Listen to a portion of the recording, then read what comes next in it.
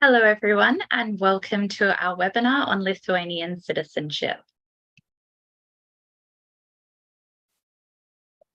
Just a couple of reminders before we get started. Put any comments or questions you have in the comment section below, and don't forget to subscribe to our YouTube channel.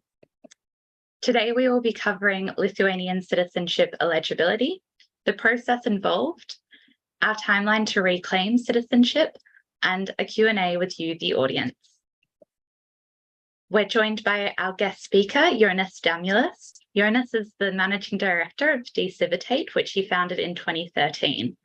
The company focuses on migration law and partners with Polaron to help people restore citizenship by descent in Lithuania. Jonas studied economics at the University of Iceland and received his Master of Business Administration at the London Business School. He also speaks English, Lithuanian, and Russian fluently. We are also joined by our moderator, Eva Hussain, who is Polaron's director and founder, as well as a recognized leader in the fields of translations and European citizenship. She regularly presents and lectures at conferences, universities, and training institutions on the topics of language services, cultural awareness, and history. Thank you so much for joining us. Our work here at Polaron European Services is that we've helped over 15,000 people obtain EU citizenship and reconnect with their European heritage since 2003. Our clients receive administrative, linguistic, and project management support, as well as a dedicated case manager throughout their journey. Now I'll hand over to Jonas, who has a short presentation for us. Thank you, Jonas. Thank you, Stephanie. Okay, so my name is Jonas Damulis. I'm Managing Director of Civitate, and I'll briefly go through eligibility criteria for Lithuanian citizenship, also through the process itself, what it takes, and the duration of the process and different steps of the process. So we can go to the next slides. Okay, eligibility criteria. So essentially, when we were talking about Lithuanian citizenship by descent, we have three main eligibility criteria. So the first thing, if somebody wants to apply for Lithuanian citizenship is by descent, is to look whether they have ancestors that were Lithuanian citizens before 1940. So when I'm talking about Lithuanian citizenship before 1940, I'm talking about Lithuanian citizenship of Republic of Lithuania, independent country, before it was occupied by Soviet Union and Nazi Germany. So that would be the first criteria. The second criteria is that the ancestor that had Lithuanian citizenship, they left Lithuania before 1990, before Lithuania restored its independence. And the third broad criteria is that we can restore Lithuanian citizenship just using an ancestor 3 generations back. So your ancestor has to be either one of your parents, grandparents, or great-grandparents. If we are talking about great-great-grandparents or even more generations back, we wouldn't be able to use citizenship of that person in order to claim Lithuanian citizenship by descent for you. So these are main criteria, basically, that you have to satisfy if you want to apply for Lithuanian citizenship by descent. And there are some additional details. Let's say if the ancestor is from Vilnius region, which was under Polish control most of the time between First World War and Second World War, that's a bit more complicated cases if we are talking about ancestors from that region, but in some cases it's still possible to prove that maybe they didn't have Lithuanian documents, but they would still be considered Lithuanian citizens. And another moment that I should mention is if people left, if ancestor left to Soviet Union, let's say like during the World War II or immediately after, and emigrated from Soviet Union, that would be also slightly more complicated case to get dual Lithuanian citizenship, but at least the single Lithuanian citizenship is always available. And in some cases, we can also get dual for these people as well. So these would be two kind of special cases, but for most of the people, they It's not applicable for them if ancestors had Lithuanian citizenship and they left Lithuania before 1990. They left to Western countries directly. Then their children, grandchildren, they would be eligible for Lithuanian citizenship by descent. Okay, we can jump to process briefly. So when we're talking about process of restoring Lithuanian citizenship by descent, we usually split it into three parts, right? So the first part would be finding the documents that prove Lithuanian citizenship of ancestor of the applicant. That's the part where we have least when we're least sure, because some of the documents, they were destroyed during the World War II. So even though we know, and maybe the applicant knows, that their ancestor, grandfather, grandmother, or great-grandfather, grandmother, they were definitely Lithuanian citizens, sometimes it's not possible to prove it just because the documents were destroyed during the World War II or after World War II. And unfortunately, in those cases, we would not be able to proceed with the application. But having said that, even if you don't have any documents of your ancestors, you just know basic information about them, it's still possible to do the search. And in a majority of cases, we find the documents needed that prove Lithuanian citizenship of the ancestors, and we can proceed to the second step of the application process, which is essentially preparing the application forms itself, filling them out, collecting the documents in the country where the client lives. Well, the client has to collect these documents themselves mostly, but we give them the list of the documents that are needed, and certifying these documents. Then we're doing all the translations of the documents to Lithuanian and submit all this package of application forms and supporting documentation to Lithuanian authorities. So that would be second stage. And the third stage is basically waiting while the application is being processed by Lithuanian authorities. After that, they issue a document stating that Lithuanian citizenship was restored for the person. And with this document, it's possible to apply for Lithuanian passport. Okay, next slide.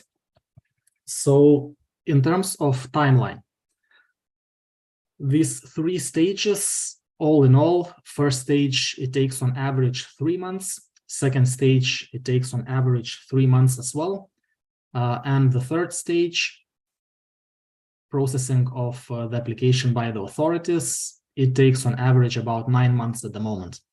So having said that, these three stages, we're talking about the average durations, right? So on average, probably for the person, it would take about a year and 3 months from the start of the process until they get Lithuanian citizenship. But this time period, it varies a lot depending on the speed of the applicant, how fast they get documents in their home country, and also to some extent how lucky we are to find documents in Lithuanian archives, how fast we can do it. Because even though the average is about 3 months of finding the documents, we've seen cases when we find documents in a couple of weeks even. But in some cases, we had situations where we're doing multiple searches again and again and again, getting some leads, but still not finding the documents that would prove Lithuanian citizenship. And it was dragging on for 6 months, for 7 months in some cases, until we either exhausted all the possibilities or we found documents that would prove citizenship of ancestors. When we're talking about the second stage, again, like the average is about 3 months, but at that stage, it mostly depends on speed of the applicant, how motivated they are. For some people, that's the first priority if they are planning to move to Europe in near future, let's say. So then they get all the documents required in a month or a couple of months, and we go through this through this stage very fast. But we had situations also that for clients, this is not a priority. It's nice to have, and they do it at their spare time. And they were collecting documents quite slowly, and it could take 6 months, 9 months, or even longer. And that's why this stage of the process, it might be significantly longer if it's not important for the client to get the citizenship as fast as possible. And when we're talking about the third stage, again, at the moment, it's about 9 months on average. But recently, we've seen cases when the application was processed in 5 months and in 6 months. But we've also seen cases when the application is being processed for 9, 10, 11, 12 months as well. It depends mostly on the official that is processing the application, how busy they are, and whether they go to some holiday or maybe sick leave during that time. So this duration of that stage, it might differ significantly as well. At that stage, usually we're following up repeatedly if the duration of the application approval exceeds 6 months. So we're trying to speed up this process, but it's not always possible to make it very fast. So it depends to some extent on the luck of the applicant as well. Okay, so that would be all from my side, and we can go to discussion. Thank you, Jonas, for that comprehensive and interesting presentation. I wanted to ask you, because you have been doing this work for 10 years and we've been working together probably about 2. Where do the challenges come in? So you mentioned lack of documents, or sometimes some people are a little bit impatient because they have a particular timeline that they're working towards. But what would be some of the other challenges in your work? I think the main challenge, as you mentioned, is finding the right documents in Lithuania, finding the documents that would prove Lithuanian citizenship of ancestors. So that's a bit of a black box. So as I mentioned, that in some cases, we definitely know that the person had Lithuanian citizenship because they were living in Lithuania during all the independence period. They were living in, let's say, Kaunas, which was the capital. Maybe the client knows that they had a property or they were serving in army. So all these things, they would show that the person definitely had Lithuanian citizenship. But because of difficult history of Lithuania, because of occupations by Germany and by Soviet Union, some of the documents were destroyed during the war. So in these cases, sometimes it's challenging to find the documents that prove Lithuanian citizenship. So this first stage is kind of a black box to some extent. It depends on luck in terms of whether the document survived or not. But having said that, we have a lot of experience searching for the documents, and if we don't find, how to say, the documents that straightforward and they prove citizenship just because it's a passport or copy of the passport, it's still, there are additional documents that we might use, additional archives that we would do searches in. And if there are some documents that survived and that might prove Lithuanian citizenship, usually we're able to find it. And another challenge in terms of documents also, sometimes we have clients that have ancestors that left Lithuania early on during its independence, let's say like in 1920, 1922, 23. So that's also more complicated because there is less of track record, like paper record, that they were living in Lithuania. So if in those cases, it's just like it's less documents potentially that were in Lithuania that were proving citizenship. If some of them were destroyed during World War II, it's less likelihood that we would find something. But even in those cases, there were plenty of clients that we, like many clients that we had, that had ancestors that left in 1920, 1921, and we were able to find something that proved their Lithuanian citizenship. And of course, it's a bit of a myth that all the records were destroyed. I mean, I often hear that about Poland and Lithuania and other places. I think Lithuanian archives are actually amazing to deal with. They reply in English to those people that are interested in contacting them directly. Very efficient, like within 2 or 3 days, you get a reply. It seems like Lithuania has managed to classify and organize all their records quite well. But in terms of basic documents, and you mentioned a few already, like best case scenario that people come to you with an old Lithuanian passport or birth certificates.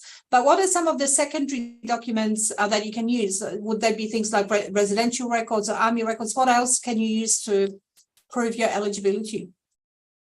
Yeah, so as you mentioned, the best documents to prove Lithuanian citizenship, that would be passport, let's say. But then there are plenty of other documents that might prove Lithuanian citizenship. So it depends on the type of the document, it depends on the year when it was issued, and it depends also on the text. What is the text in the document, how it was formulated. So it's kind of devil is in details, and migration department here, they are very, very particular about proving citizenship. So okay, so in terms of what are alternatives of besides passport of proving Lithuanian citizenship? So it might be birth records, but it depends how they were formulated, whether it states explicitly that person was Lithuanian citizen or they were born to Lithuanian citizens. It might be documents showing that the person was serving in army in Lithuania. That would be proof of citizenship because only Lithuanian citizens could serve in army. It might be voters' records, entering the voters' registry. It might be documents that prove ownership of land or real estate in Lithuania. That would be proof of citizenship.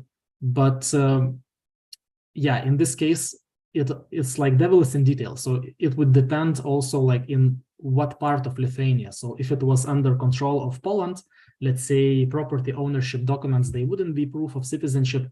But if it was under control of Lithuania at that time, then it would be considered proof of Lithuanian citizenship. Other documents I could mention, it would be belonging to official political parties. That would be proof of citizenship, and also belonging to some organizations. There was paramilitary organization, Rifleman Association. That would be proof of Lithuanian citizenship. Also some other political organizations or like semi-political organizations. In some cases also we can use documents like documents that person was studying in the university, and even in some cases that they were enrolled in school. But it depends to most extent in those cases whether it was stated in these documents that they were Lithuanian citizens, right? So it's kind of, this is the broad range of documents that can be used, but in all these cases it also depends when they were issued. In some cases, let's say like if they were issued after 1940, when Lithuania was already occupied by Soviet Union, these documents sometimes state that the person was Lithuanian citizen, but Lithuania doesn't recognize at the moment that this document is proof of Lithuanian citizenship because it was already issued not by Lithuanian authorities, by foreign government. By foreign government, yes, even though like it is saying that the person is Lithuanian citizen. So it depends on all these small details, but this is the broad range of documents that we can use. Interesting. So it sounds like it's similar to many other European governments where the legislation is actually quite generous, and there's no prescriptive list of what you need to supply.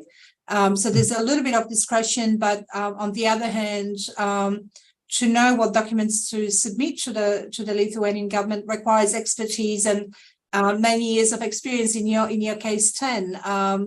And I Exactly, think yes. it sounds like pretty much every case is different. So like people's histories are probably similar because their ancestors probably immigrated after the Second World War. But how to present your case to the Lithuanian government does depend on people's circumstances, individual circumstances, and also your expertise on how you present the case. And that would also have a bearing on how quickly it gets done, what questions they ask, and timelines and all of that, right? Yes, that's correct. Mm-hmm. And in terms of benefits of holding Lithuanian citizenship, there are many, but one of the main ones, of course, is that Lithuania has been part of the European Union since 2004. And therefore, as a holder of European citizenship or Lithuanian citizenship, you get access to 27 different countries. But being a lawyer, Jonas, can you, because I get this question all the time, what do you mean European citizenship? There's no such thing. Of course there is. What's EU citizenship versus Lithuanian citizenship? How does that work? Well, like the EU citizenship, it's kind of a bit of artificial construct at the moment. So from practical point of view, that's the same. I mean, if you have Lithuanian citizenship and you are moving to any country in European Union, and some countries which are not part of European Union, you have the same rights, almost the same rights as citizens of those countries, right? So from practical point of view, the only difference is that in some cases you cannot vote in the election of the country. You can vote only in municipal elections, right, and the local elections. So that would be the difference. But otherwise, in terms of taxes, in terms of possibility to be employed, to study there, it's exactly as if you were citizen of that country, of that European country, right? So it's not really much difference. So in other words, on your Lithuanian passport, there's a symbol that says EU, and you have to be a citizen of a member state to be also a EU citizen. So for those of you that are listening, yes, there is such a thing as EU citizenship. Some European countries or some EU countries, Jonas, have language requirements. For example, Hungary, I think maybe Latvia from memory, maybe not, but Hungary definitely. What about Lithuania? Are there any other requirements such as ability to speak Lithuanian when you apply for citizenship through descent? Okay, so in terms of requirements, one person is applying for Lithuanian citizenship by descent. The short answer is there is almost no requirements, right? So in terms of language requirements, there are no language requirements. You don't have to know Lithuanian language. You don't have to pass an exam of Lithuanian language. It's not necessary to pass history exam. What else? Yeah, it's not even required to take an oath. Many people are asking for practical reasons regarding the financial obligations, whether they would have to pay taxes in Lithuania after they get citizenship.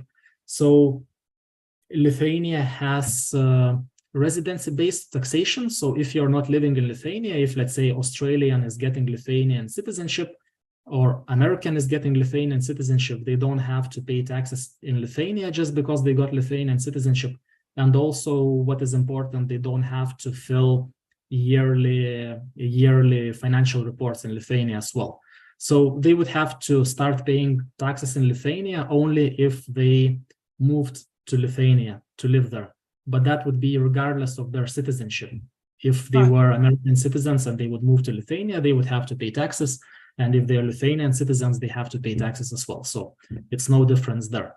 The only requirement that is important to mention is military draft. That Lithuania reinstated military draft a few years ago because of our neighbor Russian and war in Ukraine. And many clients, when the draft was reintroduced, many clients were worried and asking about it. So we're communicating with the representatives of Lithuanian military to ask what would be their approach to Lithuanian citizens that are living abroad and reinstate the Lithuanian citizenship through through heritage. And essentially, the short answer is that even if the person is drafted to the army, if they don't want to go, there are plenty of possibilities to defer the draft by a year each time until you are out of the age group that's eligible for the army, right? So army draft is only for males, for men from age 18 to age 23. That is the age group, and the draft is being done by the lottery system. So just certain number of people are selected each year, and this number of potential candidates for the draft, I mean, people that are asked to join the military, it's actually very low in terms of percentage points. It's like from the whole pool of the potential candidates, it's single digits, maybe like 5%, 7%, something along those lines. Okay. So it's not, even if the person is in that age group, it's the chances are quite slim that they would be asked to join the military. And even though if they were asked to join the military, then it's possible to write a letter explaining why the military service should be deferred for a year. And what the possible reasons might be that the person is studying in the university, or they might have some health problems, or also a reason might be that they are living in another country and it would be quite expensive for them to travel to Lithuania and to join the military. And also for our clients, over 90% of them, they don't speak Lithuanian. So that would be also a reason to ask for the deferment, because for the army, from you have to speak the language. Practical point of view, they were telling us that, okay, you know, like by the law, maybe like we should recruit everybody, but if we get somebody who doesn't speak Lithuanian, we don't have resources to give them an interpreter. It just it defies the purpose. It's not workable. Yeah. So let's waste resources. Mm-hmm. That is very reassuring. Thank you for taking us through, because it is a question that a lot of people ask. Look, we have a lot of questions and only 4 minutes to cover them. So I'll hand over to Stephanie with maybe one quick question, and everybody else that has asked questions will get back to you when the webinar's finished. Thank you so much, Eva. We've got a few questions, so I'll try and combine them into one. But essentially, people are asking if their ancestors or great-grandparents left Lithuania before 1940, are they still eligible? Yes, the short answer is that they might still be eligible. If they were Lithuanian citizens, even if they left before 1940, in most of the cases, they would be eligible for Lithuanian citizenship by descent. Great. Thank you. Go, if there's another question, go for it. Yeah, I think we have time for one more quickly. So one person's question is, my mum applied for Lithuanian citizenship 20 years ago. She was declined as an expat, but the letter noted that her children would be eligible. What would be their follow-up process? That's a complicated question, because I don't know all the details, actually, why she would decline the citizenship. So the follow-up process would be to apply. If the letter was stating that children can apply, so then the children should apply for Lithuanian citizenship. But maybe beforehand, it makes sense to check whether any legislation changed that allows them to apply, because it's citizenship legislation in Lithuania, like it changes gradually through time, and it was much easier to apply 20 years ago than it is to apply now. I think the follow-up process is to contact Jonas or Polaron. We're more than happy to look at your case and provide further information. And Jonas is an expert in this field and somebody that we trust with assessment of cases. So we do work together. And on the screen there, you are looking at Alexandra's email address and contact details. So she liaises with Jonas and his staff with people that are interested in exploring Lithuanian citizenship. And we know that lots of people will watch this webinar because of different time zones. We had to do it at this particular time. It's very early morning for Jonas. It's late afternoon for us, middle of the night in most of the US. So if you are watching post webinar, feel free to get in contact as well. Over to you, Stephanie. Thank you so much. Just a quick reminder to everyone to subscribe to our YouTube channel. We'll also be sending out a thank you email to everyone who's subscribed to this webinar, and we'll have a link so that you can book directly with Alexandra to learn if you're eligible for Lithuanian citizenship. Thank you so much to both Jonas and Eva for. Thank you. Thank you all. And a big thank you to Jonas as well for getting up so early and providing us with his expertise. And as you can see, he's very, very competent and one of the most prominent experts in the law of citizenship in Lithuania. So feel free to get in touch. And thank you. Thank you. Thank you.